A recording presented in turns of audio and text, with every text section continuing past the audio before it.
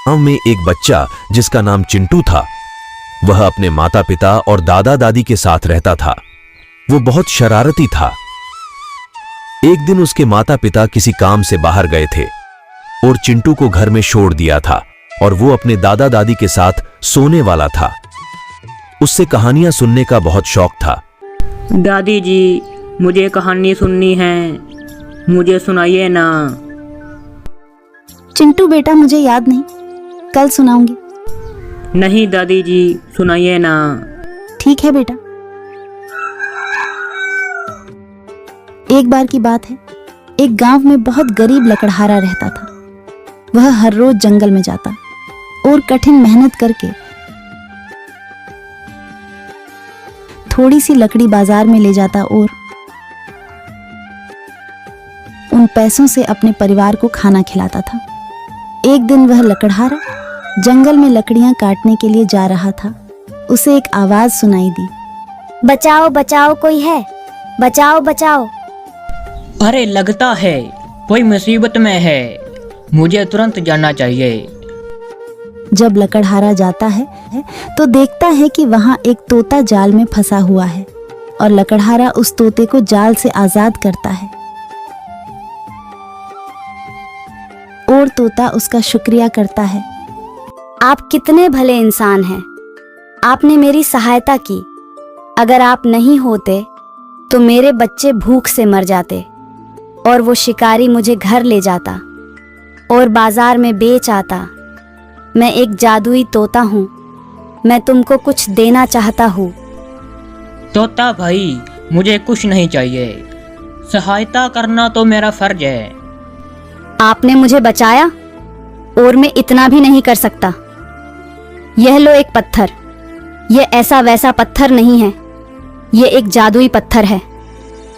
अगर हमारा मन साफ होगा तो यह पत्थर किसी चीज को भी सोने का बना देगा। अगर मन साफ नहीं होगा तो यह पत्थर हमको अपने जैसा पत्थर का बना लेगा। ये लो पत्थर। धन्यवाद तोता भाई, आज से हम भी अच्छे से खाना खा सकेंगे। लकड़हारा पत्थर लेकर जंगल में लकड़ियां काटने के लिए चला जाता है और शाम को लकड़ियां बेचकर अपने घर चला जाता है और जाकर अपनी पत्नी शीला को अपने साथ हुई सारी घटना को बताता है। शीला, आपको पता है आज क्या हुआ? नहीं जी, मुझे कैसे पता होगा तुम्हारे साथ क्या हुआ है, मैं तो घर में थी। जब आज मैं जंगल में जा रहा था तो रास्ते में मुझे एक तोता जाल में फंसा हुआ मिला। मैंने उसको जाल से निकाला और उसने खुश होकर यह पत्थर दे दिया। उसने कहा, यह जादुई पत्थर है। अगर साफ मन से किसी भी चीज को ये पत्थर लगाएंगे तो वो चीज सोने की बन जाएगी। अगर साफ दिल से नहीं लगाएंगे तो वो इंसान पत्थर का बन जाएगा।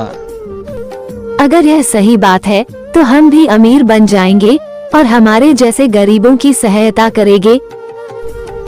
जाओ शीला, तुम एक लकड़ी का टुकड़ा लेकर आओ, हम देखते हैं वो सोना बनती है या नहीं। ये लो, इसको लगाओ पत्थर। हाँ, लकड़ी के टुकड़े को रख दो, मैं लगाता हूँ। जैसे ही वो पत्थर एक लकड़ी के टुकड़े को लगाते हैं वैसे ही वो सोने का बन जाता है। वो दोनों खुश हो जाते हैं और नाचने लगते हैं। देखो शीला, हमारे भाग खुल गए, ये तो सोने का बन गया। मैं कल जाऊंगा और बेच कर आऊंगा और ढेर सारा खाना लेकर आऊंगा और गरीबों को बांटूंगा। लकड़हारा बाजार जाकर सोने को बेच देता है और खाना ले आता है। जैसे जैसे दिन बीतते हैं वो अपने लिए एक बड़ा सारा घर बना लेते हैं और गरीबों की मदद भी करते हैं। उस गांव का सरपंच यह देखकर हैरान हो जाता है कि इतनी जल्दी घर कैसे बना लिया, वो इतने आमिर कैसे हो गए। सरपंच उनसे बहुत जलता है और उसी रात को उनके घर जाने का फैसला करता है। जैसे ही रात होती है वो सरपंच चुपके से उनके घर जाता है। तभी लकड़हारा और शिला एक ईंट को पत्थर लगाते हैं और वो सोने की ईंट बन जाती है। वो सरपंच की आंखें खुली की खुली रह जाती है। लकड़हारा और शिला जैसे ही सोने के लिए जाते हैं वैसे ही सरपंच उस जादुई पत्थर को चुरा लेता है और भागकर अपने घर आता है। विमला, सुनती हो? जल्दी मेरे पास आओ। क्या हुआ जी, आप क्यों चिल्ला रहे हो? ये देखो विमला में क्या लाया। यह तो पत्थर है, यह कहाँ से उठा कर लाए? यह पत्थर उस लकड़हारे के घर से लाया हूँ। यह कोई मामूली पत्थर नहीं, ये एक जादुई पत्थर है। मैं लकड़हारे के घर गया था, उसने जैसे ही ईंट को यह पत्थर लगाया वैसे ही ईंट सोने की बन गई। किसी के घर से चोरी करते शर्म नहीं आती? इसे चोरी नहीं कहते। देखना, अब हम भी पूरी दुनिया पर राज कर गए। ये देखो कुर्सी, इसमें ये पत्थर लगाएगा तो ये कुर्सी सोने की बन जाएगी। ये देखो। जैसे ही पत्थर को लगाया वो सरपंच पत्थर का बन गया। तुमको क्या हो गया? तुम पत्थर के कैसे बन गए? कोई बचाओ, कोई हमारी सहायता करो। तभी विमला उस लकड़हारे के पास जाती है और सारी बात बताती है। लकड़हारा उसके साथ जाता है। वो देखता है कि सरपंच पत्थर का बना हुआ है। भाई, मेरे पति को ठीक कर दो। इसका इलाज मेरे पास नहीं है। ये पत्थर तो मुझे एक तोते ने दिया था। शायद इसका इलाज तोता बता सकता है। हम कल सुबह उस जंगल में जाएंगे और तोते को पूछेंगे। लकड़हारा घर चला जाता है और अगले दिन विमला और लकड़हारा तोते के पास जाते हैं और तोता वहां नहीं होता। वो दोनों सारा दिन उस जंगल में ढूंढते हैं लेकिन उनको तोता नहीं मिलता।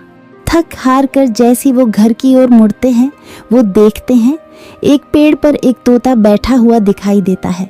लकड़हारा उस तोते को पहचान जाता है। आपने मेरी सहायता की थी, मैं आपकी जरूर सहायता करूंगा। फिर लकड़हारा सारी बात बताता है।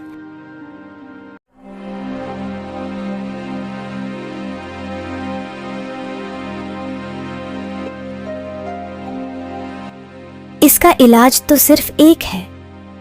यहाँ से दूर एक दूसरे जंगल में जाना होगा। उस जंगल में एक बहुत बड़ा पेड़ होगा और उस पेड़ के नीचे एक पत्थर दिखाई देगा। वो पत्थर मेरे पास लाना। फिर वो दोनों घर चले जाते हैं और अगले दिन लकड़हारा उस जंगल में जाता है और वो उस पेड़ को ढूंढता है और अंत में उसको वो पेड़ मिल ही जाता है। उस पेड़ के नीचे एक पत्थर दिखाई देता है और लकड़हारा उस पत्थर को तोते के पास ले जाता है और तोता को दे देता है। तोता उस पत्थर को कुछ बोलता है, फिर वो पत्थर लकड़हारे को दे देता है और लकड़हारा उस पत्थर को घर ले जाता है और सरपंच के माथे पर लगाता है और वो सरपंच फिर से इंसान बन जाता है। सरपंच अपनी गलती की माफी मांगता है। मुझे माफ कर दो भाई, मुझे लालच हो गया था। मैं सारी दुनिया पर राज करना चाहता था। ये लो तुम्हारा पत्थर, मैं कभी भी लालच नहीं करूंगा और गरीबों की सहायता करूंगा। मुझे माफ कर दो भाई। सुबह सूरज की पहली किरण के साथ रामू उठता है और अपने छोटे से खेत की ओर चल पड़ता है। खेत में काम करते हुए वह बीज बोता है और जमीन को तैयार करता है। दोपहर होते होते वह खेत की सिंचाई करता है और फिर घर लौटकर दोपहर का भोजन करता है, जो हर दिन रोटी और दाल होती है। शाम को वह गांव के चौपाल में कुछ समय बिताता है, जहां लोग अपने अनुभव और समस्याएं साझा करते हैं।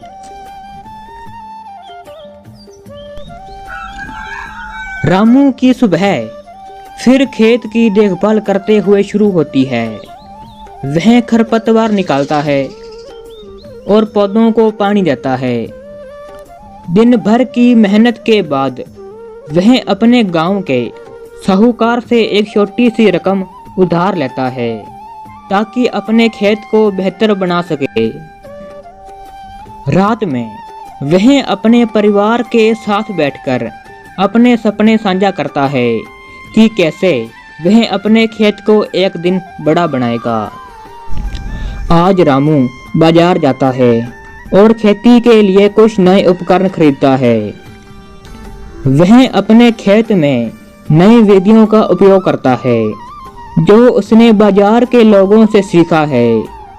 दिन भर की मेहनत के बाद वह थक कर सो जाता है और रात में उसे एक सपना आता है। सुनहरे रंग की फसलें, हरे भरे खेत और खुशहाली।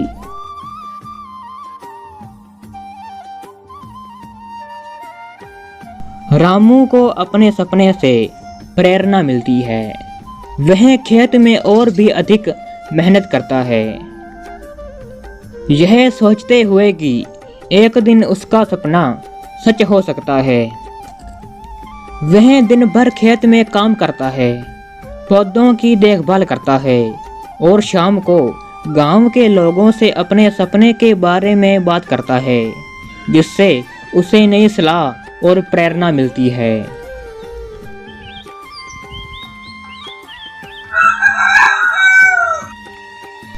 आज रामू की मुलाकात एक पुराने किसान से होती है जो उसे बताता है कि कैसे उसने कठिनाइयों के बावजूद अपने खेत को विकसित किया। रामू उससे नई तकनीकों और खेती के तरीके सीखता है। रात में वह अपने परिवार के साथ बैठकर उनके लिए एक बेहतर भविष्य की योजना बनाता है।